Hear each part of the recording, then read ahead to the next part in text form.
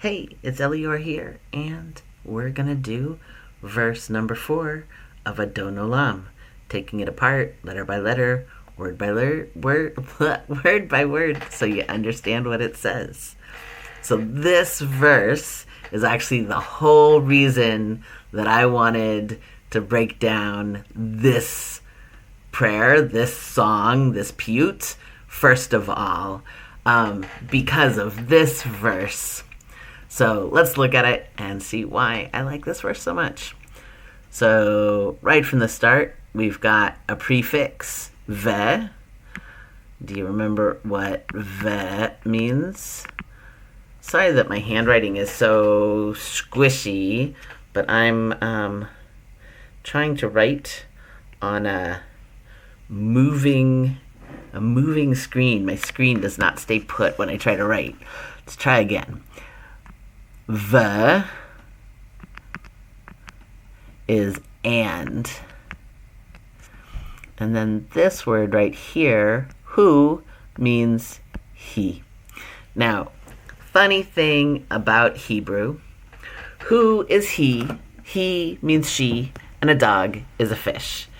This is a funny little thing that kids like to say when they're learning Hebrew. So who means he. He, that's supposed to be a yud, means she. And a dog is a fish.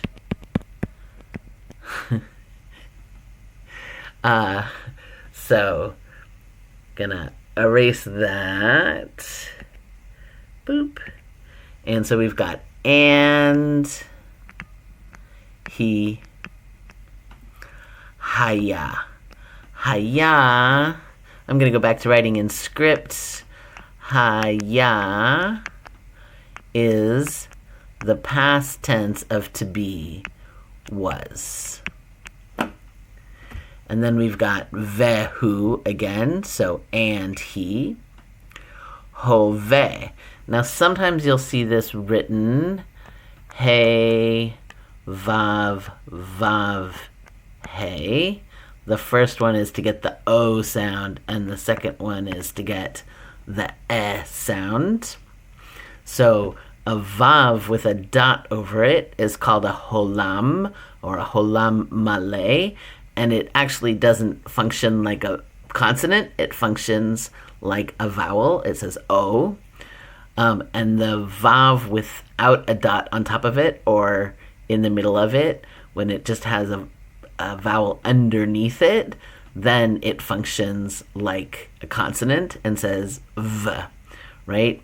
So this one, sometimes it's written like this, hove, and sometimes it's written the long way, hey, vav, vav, hey. And it's the present tense of to be is.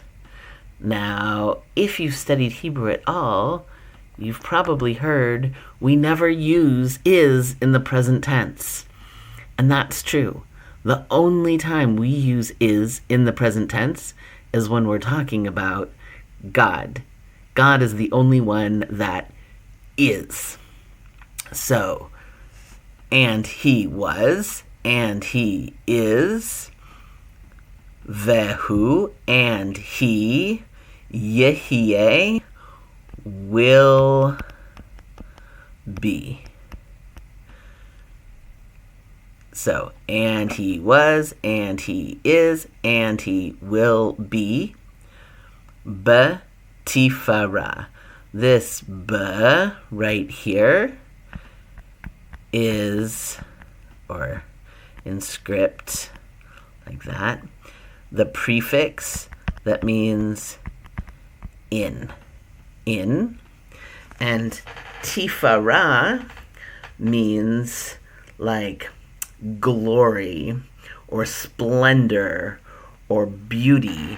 It comes from a root, pei, aleph, reish, which means to adorn.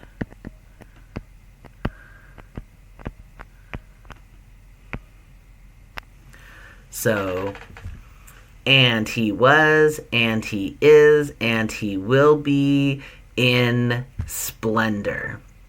So what's the big deal about this? Well, number one, like I said before, there's only one being in the world that is in the present tense in Hebrew, and that's God. And the other thing is the four-letter name of God. The four-letter name of God, Yud He, Vav He, is these three words sort of smushed together. You've got the Yud of the future tense. You've got the He and the He here that are in both the past and the present, right? Well, actually in all of the past, present, and future. That He and that He is in past, present, and future. And you've got this Vav here, that's in the present tense. So it's like the word to be in past, present, and future all, I ran out of room to write that, all squished together. Because God was, is, and will be. God is all the time, ineffably isness. God is like definitionally beingness. That so much so that is the four-letter name of God. And it's right here in this fourth verse of Adon Olam, which I think is super cool. All right, thanks. I will see you next time when we look at the fifth verse of Adon Olam.